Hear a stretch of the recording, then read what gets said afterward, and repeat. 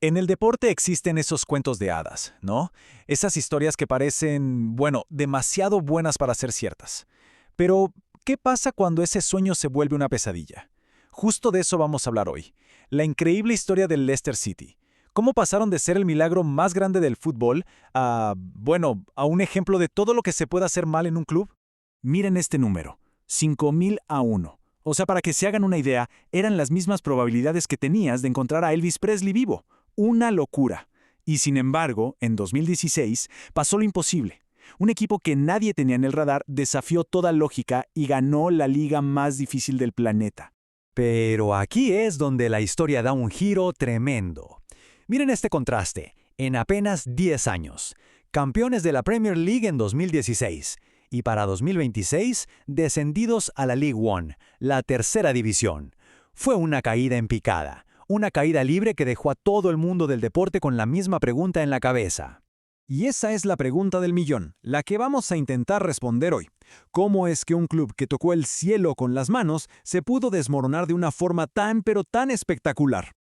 Ok, para entender la caída, primero tenemos que recordar la cima. Vámonos a ese momento increíble, la temporada 2015-2016, con el gran Claudio Ranieri en el banquillo y un grupo de héroes que nadie esperaba, como Jamie Vardy, un N'Golo Kanté imparable y Riyad Mahrez. El Leicester City escribió literalmente el cuento de la cenicienta más grande en la historia del fútbol.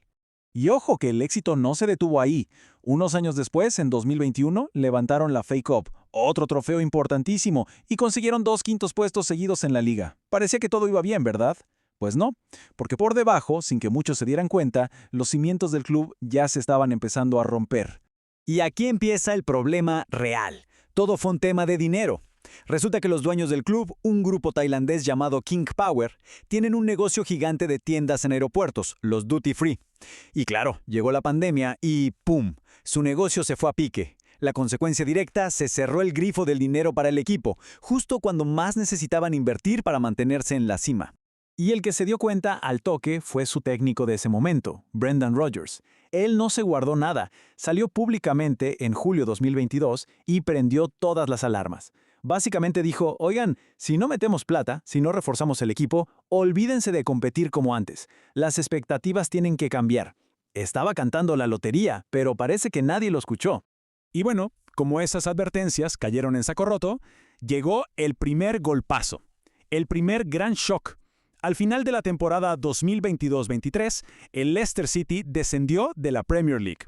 Fue algo que nadie, pero nadie podía creer.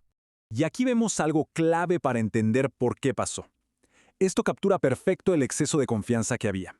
Después de una derrota que los dejaba muy mal parados en la tabla, una de sus figuras, James Maddison, salió a decir esto. Descartó por completo el riesgo de descender.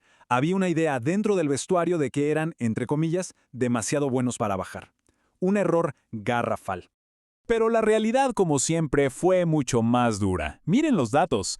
Después de esas palabras de Maddison, ¿saben cuántos partidos más ganaron? Solo 2. 2 en lo que quedaba de temporada. Y eso que tenían la séptima plantilla más cara de toda la liga. Terminaron en el puesto 18 y se fueron al descenso. Claramente, la confianza estaba por las nubes, pero el rendimiento por los suelos. Ok, uno podría pensar, bueno, bajan pero se recuperan. Y sí, lograron volver a la Premier League al año siguiente, un alivio, pero esa alegría duró poquísimo. Lo que vino después fue un caos total de liderazgo. El banquillo se convirtió en una puerta giratoria y la crisis se hizo todavía más grande. Miren esta línea de tiempo. Es una locura. 6 entrenadores en solo 3 temporadas, empezando por Enzo Maresca, que lo sube a primera y se va al toque, y de ahí en adelante una seguidilla de técnicos que no funcionaron. Esto no es mala suerte, esto grita por todos lados una falta total de plan, de visión a largo plazo de la gente que manejaba el club. Y justo cuando uno piensa, bueno, ya no puede ir peor, el fútbol te demuestra que sí. Llegaron los castigos por temas financieros, y estos sí que fueron los últimos clavos en el ataúd. Esto fue lo que finalmente los condenó a caer a la tercera división en 2026. A ver, para entender bien esto, hay que saber qué es el PSR.